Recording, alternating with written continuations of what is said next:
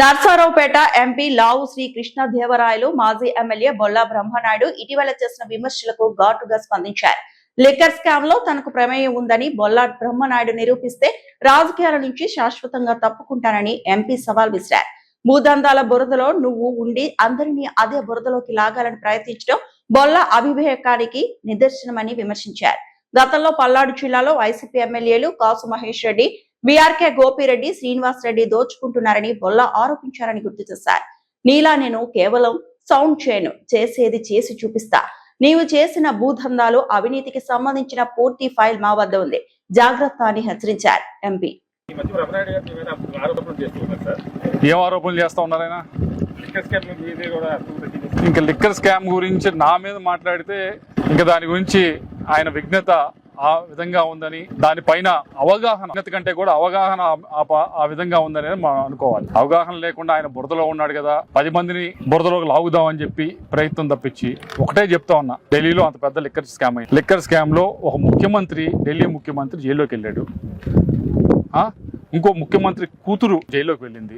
మాజీ ముఖ్యమంత్రి, ఆంధ్రప్రదేశ్ మాజీ ముఖ్యమంత్రి ఆయన బినామీ శరత్చంద్రారెడ్డి జైల్లోకి పోయాడు. ఇంతమంది జైల్లోకి వెళ్ళిన తర్వాత, ఇంతమంది కేసులో బుక్ అయిన తర్వాత నిజంగా నాకు దాంట్లో ₹1 లాభం వచ్చినా, లేకపోతే ₹1 దాంట్లో నేను ఇన్వెస్ట్ చేస్తున్నా కానీ, నా పేరు గాని నా గురించి గాని అంతమంది మీద కేసు పెట్టినప్పుడు నా గురించి ఎందుకు పెట్టకుండా ఉంటారు?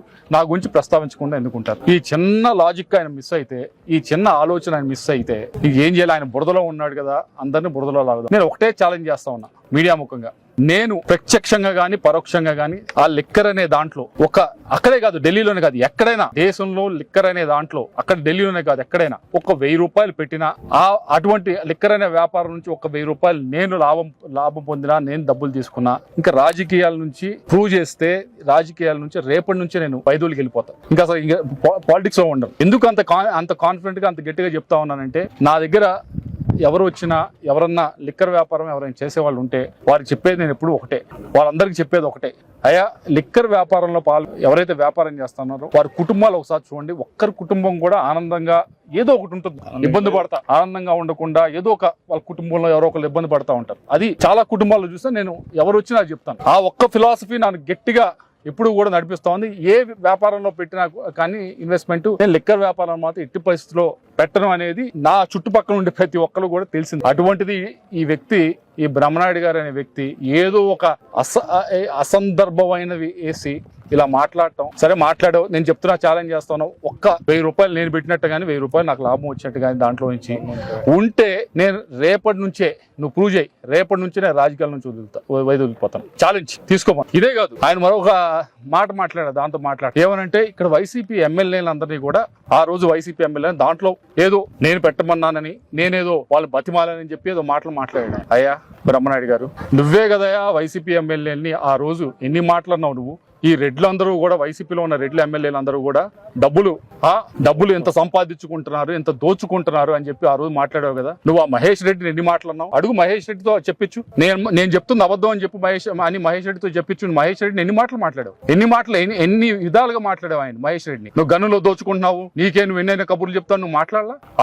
నువ్వు మాట్లాడావు కదా ఆ రోజు. మరి గోపిరెడ్డి శ్రీనివాస్ రెడ్డి గురించి ఎన్ని మాటలు మాట్లాడావు నువ్వు? ఆయన నర్సరావుపేటలో ఎలక్షన్ జరగకుండా, మున్సిపాలిటీ ఎలక్షన్ జరగకుండా దోచుకుంటున్నాడు, నువ్వు మాట్లాడాలా? ఆ రోజు మాచర్ల ఎమ్మెల్యేగా ఉన్న పిఆర్కే గురించి ఎన్ని మాటలు మాట్లాడావు నువ్వు?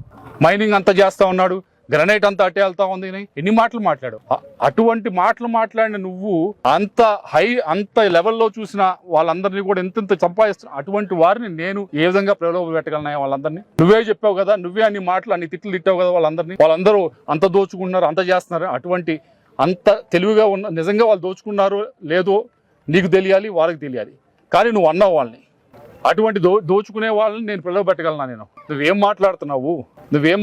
నువ్వు అర్థమై మాట్లాడుతున్నావా? నువ్వే అన్నావు కదా, నేను చెప్పింది, ఇప్పుడు చెప్పింది, నీ మీద కేసు పెట్టాలి, నీ మీద నేను ఇబ్బంది పెట్టాలంటే నిజంగా ఇప్పటికన్నా ఉంది అవకాశం. చెప్పనా అలానో? నువ్వు పార్టీలు మారడం గురించి మాట్లాడావు కదా, నువ్వు ఈ మధ్య చేసిన కొత్తది చెప్తాను. నువ్వు ఉంది ఫస్ట్ తెలుగుదేశంలో సీట్ అడిగావు, రాకపోతే ప్రజారాజ్యంకి వెళ్ళావు, ప్రజారాజ్యం అయిన తర్వాత కాంగ్రెస్ పోయావు, కాంగ్రెస్ అయిన తర్వాత వైసీపీకి వెళ్ళావు, ఇంకా మిగిలింది జనసేన, బీజేపీ. ఇప్పుడు జనసేనతో కూడా వ్యాపారం చేసావు నువ్వు. అది ఎవరికి తెలియని విషయం. ఇది నువ్వు చేసింది వ్యాపారం ఈ మధ్య జనసేనతో చేసావు. మొన్న ల్యాండ్ ఒకటే 10 సంవత్సరాల క్రితం వాళ్ళ దగ్గర ల్యాండ్ తీసుకొని ఇబ్బంది పెట్టి 10 సంవత్సరాలు 3 చెరువుల నీళ్లు తాగించి వాళ్ళు మొన్న తంతామని చెప్తే ఏం చేసావు? మొన్న జనసేన నాయకుడి దగ్గర మళ్ళీ ల్యాండ్ వెనక్కిచ్చి ఎంత డబ్బులు తీసుకున్నావు? నువ్వు తెలీదా? నువ్వు ఎంత డబ్బులు తీసుకున్నావు? నువ్వు ఎక్కడ డబ్బులు తీసుకున్నావు మాకు తెలియదు అనుకుంటున్నావా? నువ్వు 31 కోట్లు తీసుకున్నావు. ఎక్కడ తీసుకున్నావు డబ్బులు?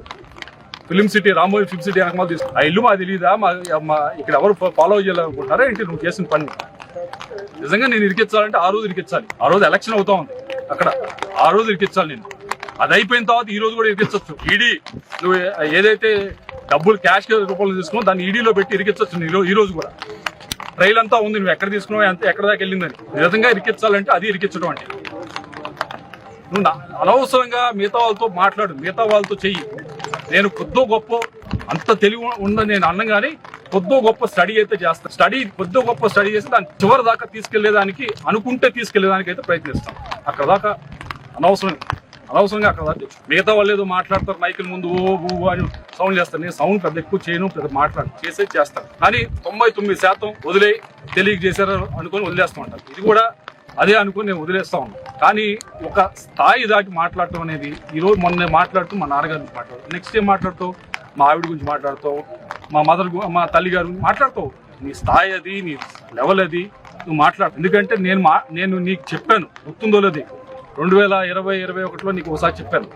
ఆ రోజు జీవి ఆంజనేయ గారిని వాళ్ళ ఫ్యామిలీని బండబూతులు జరుగుతున్నప్పుడు నేను చెప్పాను, బ్రహ్మనాయుడు గారి తప్పు, ఇది కరెక్ట్ కాదు, ఏమంటే పొలిటికల్గా మాట్లాడు, అంతేగాని స్థాయి తగ్గి పాలసీ మీద మాట్లాడుకోవాలి కానీ స్థాయి తగ్గి ఈ విధంగా కుటుంబాల గురించి మాట్లాడుకుంటే కరెక్ట్ కాదని ఆ రోజు చెప్పాను.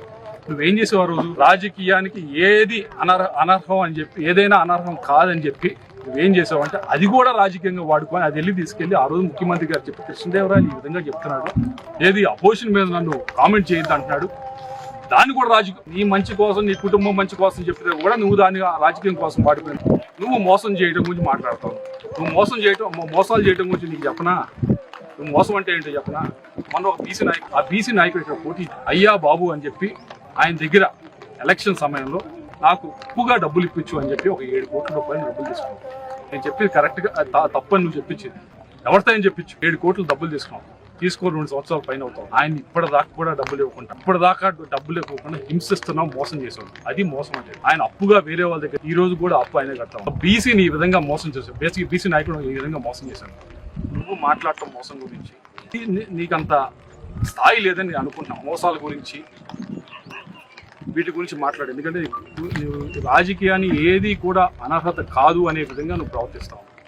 కానీ ఇంత మాట్లాడినా, నా కుటుంబం గురించి మాట్లాడు, ఏదైనా మాట్లాడు, మేము భరిస్తాం, మేము తీసుకుంటాం. కానీ ఎక్కడా కూడా మేము ఒక్క దగ్గర కూడా ఎట్టి పరిస్థితుల్లో కూడా మా విఘ్నత కోల్పోయి మాత్రం మేము ప్రవర్తించం. నేను చెప్తున్నాను ఇప్పుడు కూడా,